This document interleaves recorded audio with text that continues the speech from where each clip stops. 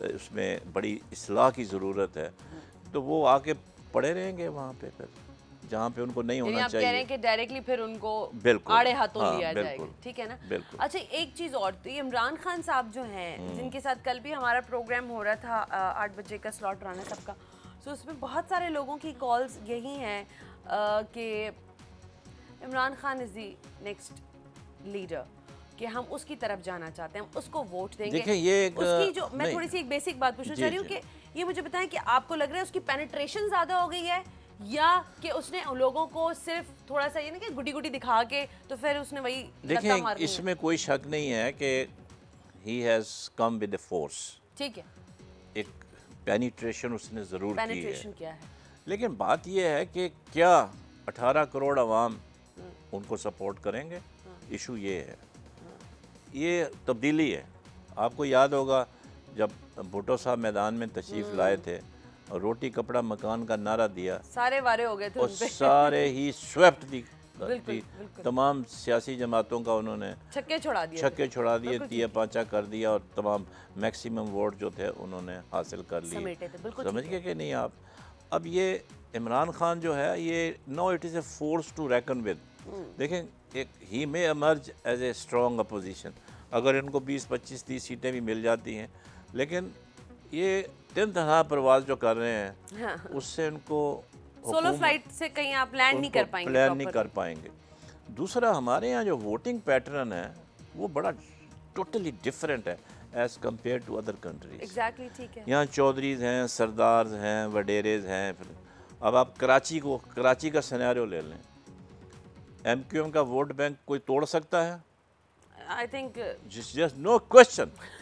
I'm telling you, there's just no question. No question of देखें, वो एक नजरियाती जमात है। हाँ बिल्कुल, लोग ठीक उसको है? फॉलो करते हैं, जो वो उसके फॉलोअर्स हैं। जो फॉलो करते हैं, और वो आपने देखा होगा कि जब से 88 से इलेक्शनों में हिस्सा ले रहे हैं, हाँ। उनकी परफॉर्मेंस आपके सामने है। ठीक है, ग्रेजुअली उन्होंने हाँ। अप ही हुआ है, डाउन उनका वो बहुत चार्जेस लगते रहते हैं हाँ। जी, रिगिंग होती है, फलाना होती है। तो रिगिंग तो दुनिया के हर इलेक्शन में थोड़ी बहुत होती है। रिगिंग सर, को आप इलेक्ट्रॉनिक क्यों नहीं कर देते अपने वोटिंग सिस्टम को? इलेक्ट्रॉनिक आप अभी खुद तो कह रही हैं कि तालीम नहीं है, 2% GDP का आप खर्च तो करती जो हैं। लैपटॉप बांट रहे हैं उनको अकल आनी चाहिए। वो तो फिर अकल आनी चाहिए ना। इधर तो उन्होंने, उनको नहीं है जो सिस्टम ये है, उन्होंने कहा जी शेर पे निशान लगाना है, तीर के ऊपर निशान लगाना है, पतंग पे निशान लगाना है। उसने तो पतंग साइकिल पे भी, हाँ, उसने तो ये चीज़ें देखनी है वोटर ने। He doesn't know whom he is voting, उसने तो उसकी शक्ल भी नहीं देखी होगी। तो अब ये जो मैं नहीं समझ, देखें हम आवाम का रोना रोते रहते हैं बैठ के सुबह से लेके शाम तक, ठीक है कि नहीं? वैसे मैं कर्नल साहब आपको एक बात बताऊं, ये अवाम भी बड़ी बेवकूफ है। मैं आ रहा था उधर, बेवकूफ तो नहीं है। so much, I'm really sorry, मैं भी आप ही लोगों की क्लास में हूं, नहीं, लेकिन हम सब इडियट और बेवकूफ हैं। नहीं, मैं उनको बेवकूफ़ नहीं कहूँगा। मैं उनको ये कहूँगा कि खुदा के वास्ते अब आप अपनी आंखें खोलें। आपने 65 साल ज़ाया कर दिए। आपने देखा कि आपके नुमाइंदे जिनको आप वोट दे के मुंतखब करते हैं, वो मुंतखब होने के बाद इनएक्सेसिबल हो जाते हैं। हाँ। देखें ना, वो तो गार्डों में मूव करते हैं, बाज़ारों में मूव करते हैं, 4 मोबाइलें आगे, 4 मोबाइलें पीछे, वो आम आदमी को तो मिल नहीं सकते। हाँ, उनके जो ख़ास लोग होंगे अपने गांव के आस पास वाले, वो तो शायद उनको मिल सकते हैं, लेकिन आम वोटर जो 2.5 लाख वोट जो कॉन्स्टिट्यूंसी है वोट जी, उसने वोट दिए हैं, वो नहीं मिल सकते। ये तब्दीली देखें, आई विश कि तब्दीली कॉल है कराची से, जरा वो ले लेते हैं। हेलो, अस्सलाम वालेकुम आसिफ जी। वालेकुम सलाम जी, कहिए जी। आपका प्रोग्राम मैं देखता हूँ रोजाना, मॉर्निंग प्रोग्राम जो है। अच्छा जी। ये जो है मेरी फैमिली बड़े शौक से देखती है और बहुत अच्छा प्रोग्राम जा रहा है आपका। Thank you very much. मुझे पूछना था और बताना था कि इस वक्त जैसे पाकिस्तान में जो पॉलिटिशियंस है, उसमें जो सबसे अहम और जो मेन मसला है वो है इनकलाब का। अच्छा। हर बंदा जो है, हर सियासतदान इनकलाब की बात करता है, ठीक है, लेकिन जो पाकिस्तान में इनकलाब ला सकता है वो एक ही जो है शख्सियत है जो पाकिस्तान में इनकलाब ला सकता है। कौन है वो? MKM है और अल्ताफ हुसैन जो पाकिस्तान में ला सकते हैं, क्योंकि जिस तरीके से कराची में कमाल ने काम किया। तो अल्ताफ भाई को कहिए ना, आप कह रहे हैं अगर वो इनकलाब ला सकते हैं तो क्यों नहीं आ रहे, मुल्क आ जाए, जरा इनकलाब वगैरह आ जाए, सही करे। जरूरी नहीं है कि पाकिस्तान में, क्योंकि इनकलाब जिस तरीके से अगर आप इनकलाब ईरान देखें, हाँ। तो इमाम खुमैनी जब इनकलाब लेकर आए तो वो फ्रांस में चले गए थे। ठीक है, ठीक है, तो जरूरी नहीं है कि वो अच्छा आसिफ, आप समझते हो कि कायद जो हैं MQM के कायद जो हैं अल्ताफ भाई वो ला सकते हैं?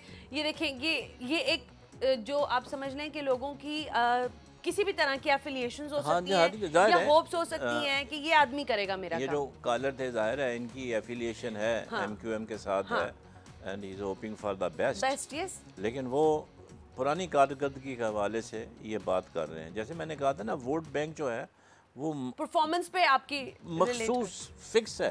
है। पीपल पार्टी का वोट बैंक इंटीरियर में है, उसको कोई नहीं तोड़ सकता। लेकिन मैं आपको बताऊं, पीपल्स पार्टी का वोट बैंक बहुत डिस्टर्ब हुआ है। आप मुझसे ज़्यादा लोगों में आपका सोशल सर्कल होगा, आप ज़रा लियारी जाएं। मैं तो अभी आजकल मुस्तकिल ही बाहर घूम रही हूँ। People are so much frustrated with Pakistan People's Party and I know the exactly reason because of Asif Ali Zardari साहब और I don't know नहीं, कि क्या उनका आपस का कॉन्फ्लिक्ट है। एक चीज़ याद रखें कि ठीक है, पीपल्स पार्टी के अंदर भी ग्रुपिंग है। हाँ, देखें अभी हम कहते हैं जी 60-70 वज़ीर 80 वज़ीर बने हुए हैं मिसाल के तौर पर। जितने MN हैं वो सारे वज़ीर नहीं बन सकते, सारे सफ़ीर नहीं बन सकते। तो ज़ाहिर है जिनको हुकूमत मिलती है, जो हुकूमत में ले लिए जाते हैं, वो तो खुश हो जाते हैं, पार्टी के लॉयलिस्ट हो जाते हैं।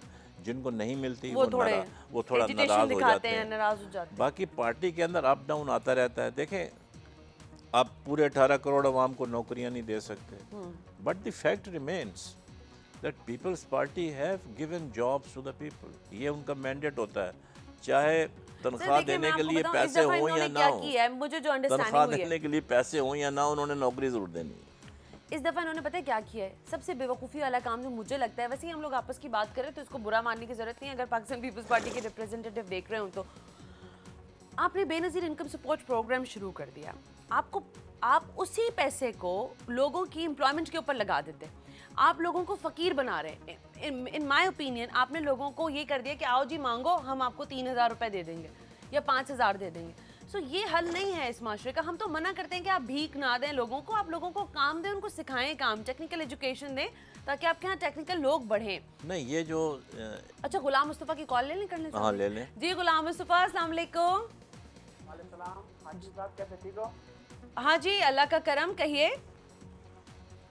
ये जमहूरियत से सवाल करना था पाकिस्तान से। जी, क्या कह रहे हैं? जमहूरियत पाकिस्तान के ये जो जी करें हाँ जी, बिल्कुल कीजिए, जमहूरियत पर बात करें। जब हम भी तो इसीलिए कर रहे हैं कि जमहूरियत है।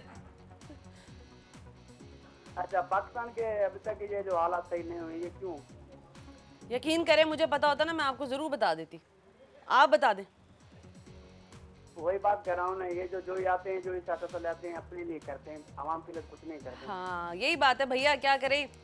गुलाम साहब, बस दुआ करें कि अल्लाह करे कोई हालात बेहतर हो जाए, हम और आप कोई अच्छी अच्छी बातें करना शुरू कर दें। और कोई ख़ास बात? Thank you very much for your call. जी कर्नल साहब, तो सिचुएशन तो वैसे ही है। अब मुझे आप ये बता दें कि आप कह रहे हैं इलेक्शन होने वाले हैं, इंटरिम गवर्नमेंट आगे एक्सीड तो नहीं करेगी, इसको लंबा तो नहीं चलाने का इरादा आसिफ साहब ने बनाया? अगर देखें मिसाल के तौर पर, अगर मुल्क के हालात ऐसे हो जाते हैं कि इलेक्शन नहीं हो सकते तो पोस्टपोन भी हो सकते हैं, थोड़ा आगे भी जा सकते हैं। देखें, नहीं लॉस पास देखें कोई नहीं होता। असल में अब सूरत हाल ये है कि हमारी जो एक्सटर्नल पॉलिटिक्स है, इंटरनल पॉलिटिक्स है, सर अभी तो एक्सटर्नल पे बात ही नहीं करना चाह रही। नहीं, वो आप ना करें, लेकिन ये है कि उसका बड़ा इफेक्ट होता है। जाहिर है इंटरनल पॉलिटिक्स पे बड़ा इफेक्ट होता है, और एक्सटर्नली हम लोग बहुत मुश्किल दौर से गुजर रहे हैं। हम हमेशा ये एक जुमला सुनते आए हैं कि पाकिस्तान मुश्किल दौर से गुजर रहा है, लेकिन हकीकत ये है कि आम आदमी को ये समझ नहीं आ रही है बात की कि हम एक बहुत मुश्किल दौर से गुजर रहे हैं और हमें इसको फौरी तौर पर अरेस्ट करने की ज़रूरत है। इलेक्शन और नो इलेक्शन इज देखें। और सर मुझे ये समझ में और दूसरी बात ये है ना कि हमारे यहाँ जो एक इलेक्शन का सिलसिला है, एक दफ़ा जब इलेक्शन हो जाते हैं तो जैसे ही इलेक्शन ख़त्म होते हैं, गवर्नमेंट इंस्टॉल होती है, उनको उतारने के लिए, उनको हटाने के लिए प्रोग्राम शुरू हो जाते हैं। हमारे यहाँ पेशेंस और टॉलरेंस किसी में नहीं है।